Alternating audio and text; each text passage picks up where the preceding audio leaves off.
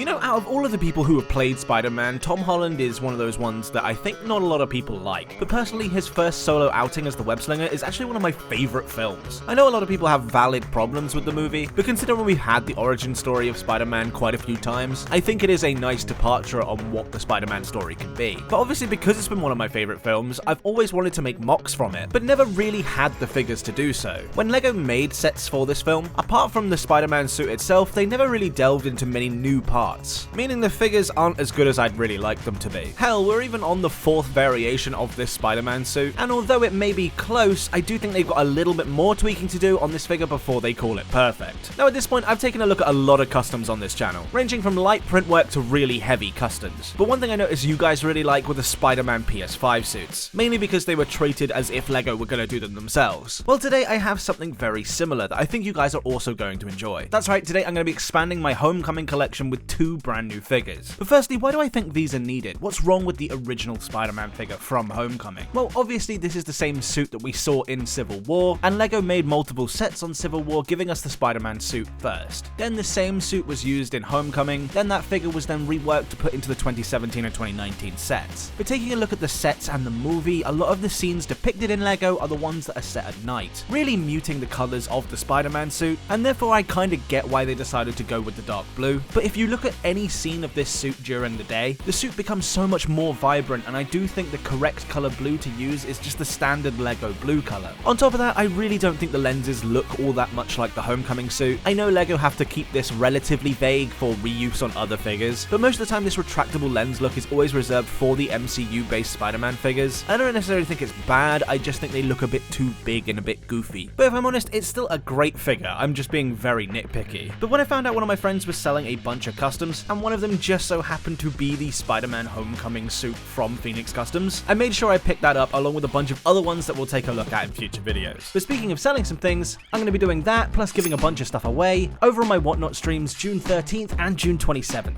We all know June is a very expensive LEGO month, so why not come and hang out with me on my Whatnot stream, where you can get £10 or $15 off of any spend on Whatnot, using my link in the description below. If you don't know what Whatnot is, it's basically a mix between Twitch and eBay, so on these streams we usually hang out for a bit, you can ask questions and I might sell some things on the side. Plus I have a bunch of rare sets and figures in my Buy It Now section, so that's worth taking a look at too. Like I say, I'm also going to be giving away a bunch of these desirable sets, plus a few extra ones that came out on June 1st, so even if you don't want to buy anything and you just want to come and hang out, there's still a chance you could even win something. And like I say, if it's your first time signing up, you'll get £10 or $15 to spend on my stream or anybody else's stream you watch on the platform. So why not use my link in the description below, or this QR code on screen now, bookmark both of my streams on June 13th and June 27th, and I look forward to seeing you there. Thanks to Whatnot for sponsoring this video, now let's get back to it. But cracking this figure out of the box, you can immediately tell that this figure is done to a level of quality that the LEGO one just isn't. I know LEGO Spider-Man does always get the best treatment when it comes to LEGO Marvel figures, but even some of the best Spider-Man in sets don't get the side leg printing that this custom gets. This custom is going very much down the route of trying to look like a Marvel CMF,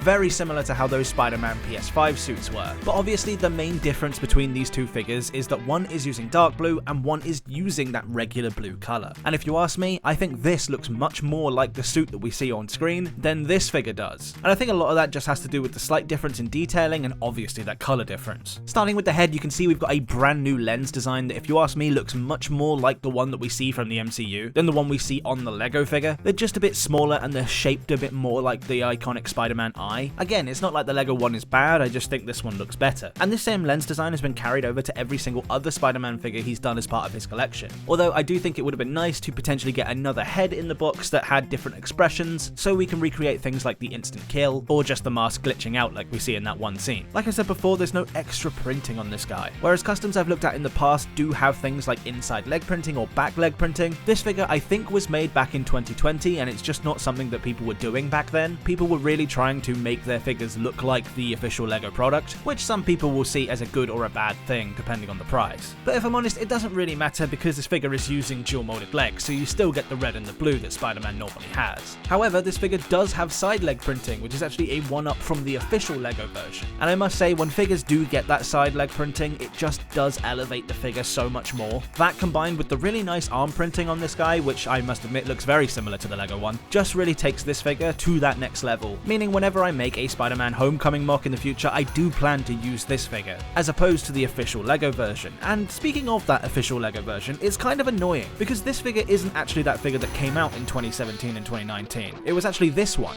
This figure released in 2022 and it came in the Sanctum Sanctorum set. There's not many differences between the two figures, it's just basically an updated version with a bit more printing detail, and obviously the more modern version does look better. Now, annoyingly, this isn't actually the most modern version of this figure. There is a version of this figure that came out this year in the Civil War Airport Battle set, and unfortunately LEGO did decide to just completely get rid of the leg printing for this version of the figure, hence why I haven't bought it for this review. But the point I'm trying to make here is the fact that they have remade this suit before multiple times, and it would be nice to see at least one version of this suit that does come with the lighter blue colour, and it actually come from the official company themselves. LEGO will always change a figure subtly, even if it's the same one that they released multiple times, just because they want to keep figures exclusive to certain sets. This Spider-Man being a great example of this, as like I say, to keep this Spider-Man exclusive, they ended up negating the leg printing and lowering the quality of this figure just for the sake of keeping it exclusive to the more expensive set. When I think what they could have done is easily given you the same figure and just change the colour of blue, because then people would have had the choice of which Spider-Man they think looks better for the representation of the Homecoming suit,